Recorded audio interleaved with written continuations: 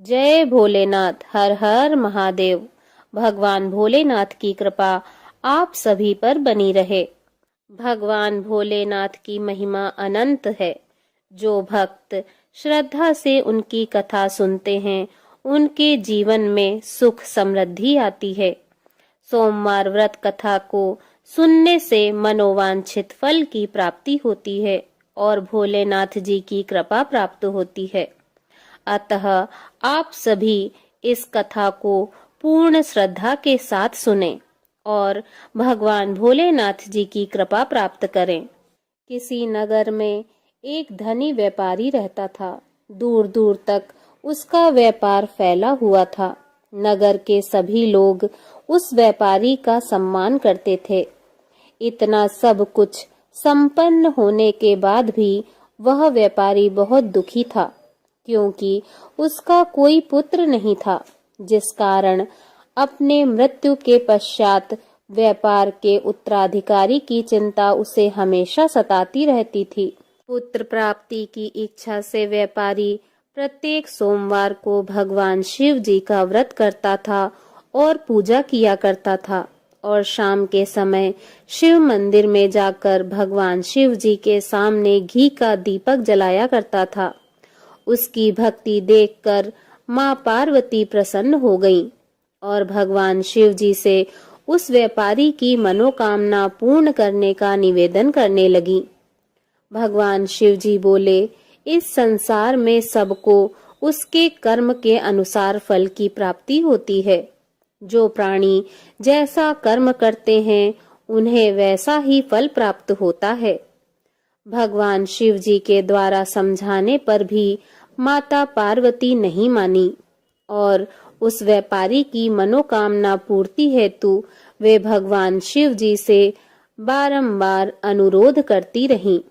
अंततः माता के आग्रह को देखकर भगवान भोलेनाथ को उस व्यापारी को पुत्र प्राप्ति का वरदान देना पड़ा। वरदान देने के पश्चात भगवान भोलेनाथ माता पार्वती से बोले, आपके आग्रह पर मैंने पुत्र प्राप्ति का वरदान तो दे दिया, परंतु इसका यह पुत्र 16 वर्ष से अधिक समय तक जीवित नहीं रहेगा।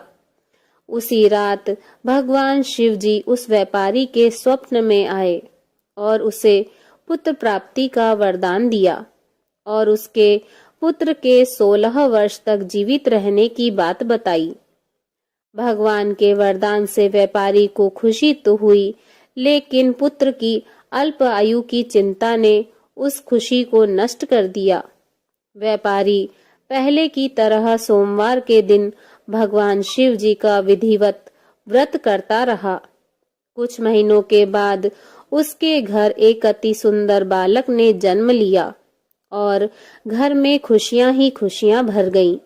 बहुत धूमधाम से पुत्र जन्म का समारोह मनाया गया, परंतु व्यापारी को पुत्र जन्म की अधिक खुशी नहीं हुई, क्योंकि उसे पुत्र की अल्प आयु के रहस्य का पता था।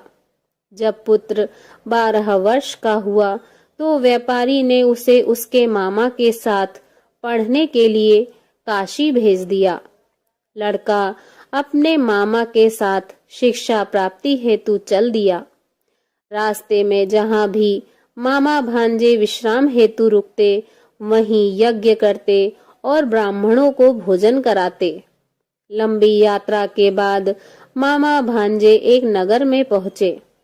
उस दिन नगर के राजा की कन्या का विवाह था, जिस कारण पूरे नगर को सजाया गया था। निश्चित समय पर बारात आ गई, लेकिन वर का पिता अपने बेटे के एक आंख से काने होने के कारण बहुत चिंतित था। उसे भय था कि इस बात का पता चलने पर कहीं राजा विवाह से इनकार न कर दे, इससे उसकी बदनामी होगी। जब वर के पिता ने व्यापारी के पुत्र को देखा तो उसके मस्तिष्क में एक विचार आया। उसने सोचा, क्यों न इस लड़के को दुल्हा बनाकर राजकुमारी से विवाह करा दूं। विवाह के बाद इसको धन देकर विदा कर दूंगा और राजकुमारी को अपने नगर ले जाऊंगा। वर के पिता ने लड़के के मामा से इस संबंध में बात की। मामा ने धन मिलने के लालच में वर के पिता की बात स्वीकार कर ली। लड़के को दूल्हे का वस्त्र पहनाकर राजकुमारी से विवाह करा दिया। राजा ने बहुत सारा धन देकर राजकुमारी को विदा किया। शादी के बाद लड़का जब राजकुमारी के साथ लौट रहा था तो वह सच नहीं छिपा सका और उसने राजकुमारी की ओढ़नी पर लिख दिया, राजकुमारी, तुम्हारा विवाह मेरे साथ हुआ था। मैं तो काशी पढ़ने जा रहा हूँ और अब तुम्हें जिस नवयुवक की पत्नी बनना पड़ेगा वह कान्हा है। जब राजकुमारी ने अपनी ओढ़नी पर लिखा हुआ पढ़ा तो उसने काने लड़के के साथ जाने से इनकार कर दिया। राजा को जब ये सब बातें पता लगी तो उसने राजकुमारी को महल में ही रख लिया। उधर लड़का अपने मामा के साथ काशी पहुंच गया और गुरुकुल में पढ़ना शुरू कर दिया। जब उसकी उम्र 16 वर्ष की हुई तो उसने यज्ञ किया। यज्ञ के समाप्ति पर ब्राह्मणों को भोजन कराया और खूब अन्न वस्त्र दान किए। रात को वह अपने शयन कक्ष में सो गया। भगवान शिव के वरदान के अनुसार शयन अवस्था में ही उसके प्राण पखेरु उड़ गए। सूर्योदय पर मामा मृत भांजे को देखकर रोने पिटने लगा। आसपास के लोग भी एकत्र होकर दुख प्रकट करने लगे। लड़के के मामा के रोने विलाप करने के स्वर समीप से गुजरते हुए भगवान शिव और माता पार्वती जी ने भी सुने।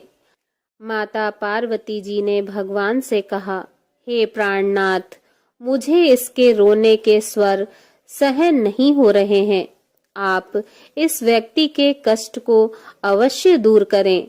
भगवान शिव जी ने माता पार्वती के साथ अदृश्य रूप से समीप जाकर देखा तो भोलेनाथ माता पार्वती से बोले, यह तो उसी व्यापारी का पुत्र है जिसे मैंने 16 वर्ष की आयु का वरदान दिया था। इसकी आयु पूरी हो गई है। माता पार्वती ने फिर भगवान शिव जी से निवेदन कर उस बालक को जीवन देने का आग्रह किया। माता पार्वती के आग्रह पर भगवान शिव जी ने उस लड़के को जीवित होने का वरदान दिया और कुछ ही पल में वह जीवित होकर उठ बैठा। शिक्षा समाप्त करके लड़का मामा के साथ अपने नगर की ओर चल दिया। दोनों चलते हुए उसी नगर में पहुंचे जहां उसका विवाह हुआ था। उस नगर में भी यज्ञ का आयोजन किया। समीप से गुजरते हुए नगर के राजा ने यज्ञ का आयोजन देखा और उसने तुरंत ही लड़के और उसके मामा को पहचान लिया। यज्ञ के समाप्त होने पर राजा मामा और लड़के को महल में ले आया और कुछ दिन उन्हें महल में रखकर बहुत सा धन वस्त्र आदि देकर राजकुमारी के साथ विदा कर दिया।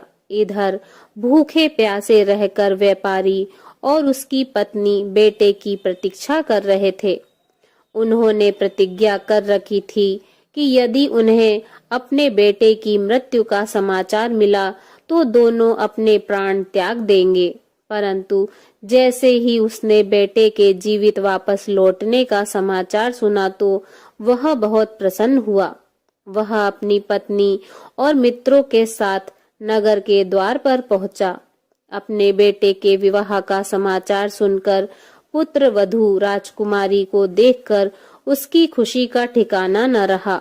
उसी रात भगवान शिव जी ने व्यापारी के स्वप्न में आकर कहा, हे श्रेष्ठी, मैंने तेरे सोमवार के व्रत करने और व्रत कथा सुनने से प्रसन्न होकर तेरे पुत्र को लंबी आयु प्रदान की है। पुत्र की लंबी आयु जानकर व्यापारी बहुत प्रसन्न हुआ। शिव भक्त होने तथा सोमवार व्रत करने से व्यापारी की सभी मनोकामनाएं पूर्ण हुई। इसी प्रकार जो भक्त सोमवार का विधिवत व्रत करते हैं और व्रत कथा सुनते हैं, उनकी सभी इच्छाएं पूरी होती हैं। प्रेम से बोलिए जय भोलेनाथ। ओम नमः पार्वती पते हर हर महादेव।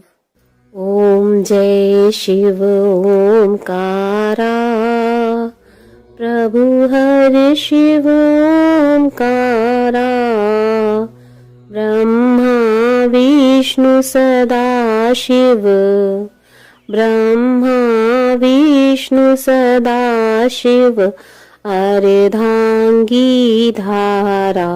ओम जय शिव ओमकारा, एकानन चतुरानन पंचानन राजे, स्वामी पंचानन राजे, हंसासन गरुणासन, हंसासन गरुणासन, वृषवाहन साजे। ओम जय शिव ओमकारा, दो भुज चार चतुर्भुज, 10 भुज अति सोहे, स्वामी 10 भुज अति सोहे, त्रिगुण रूप निरखते, त्रिगुण रूप निरखते, त्रिभुवन जन मोहे। ओम जय शिव ओमकारा, अक्षमाला वनमाला, मुंडमाला धारी, स्वामी मुंडमाला धारी, चंदन मृग मद सोहे, चंदन मृग मद सोहे, भोले शशिधारी। ओम जय शिव ओमकारा, श्वेतांबर पीतांबर, बागांबर अंगे, स्वामी बागांबर अंगे, सनकादिक गरुणादिक भूतादिक संगे।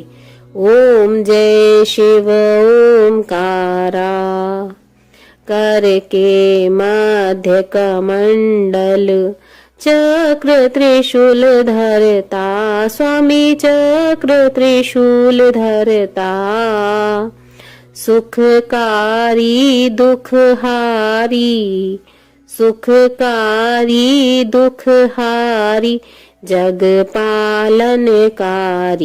ओम जय शिव ओमकारा, ब्रह्मा विष्णु सदा शिव, जानते अविवेका, स्वामी जानते अविवेका, प्रणवाक्षर में शोभित, प्रणवाक्षर में शोभित, ये तीनों एका।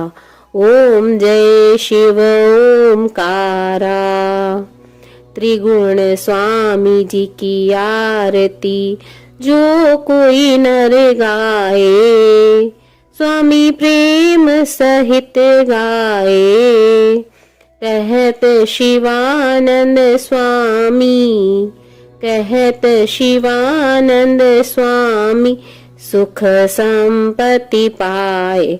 ओम जय शिव ओमकारा, ओम जय शिव ओमकारा, स्वामी हरे शिव ओमकारा, ब्रह्मा विष्णु सदा शिव, ब्रह्मा विष्णु सदा शिव, अर्धांगी धारा। प्रभु जय शिव ओमकारा। बोलिए भगवान भोलेनाथ की जय। ओम नमः पार्वती पते हर हर महादेव शिव शंभु।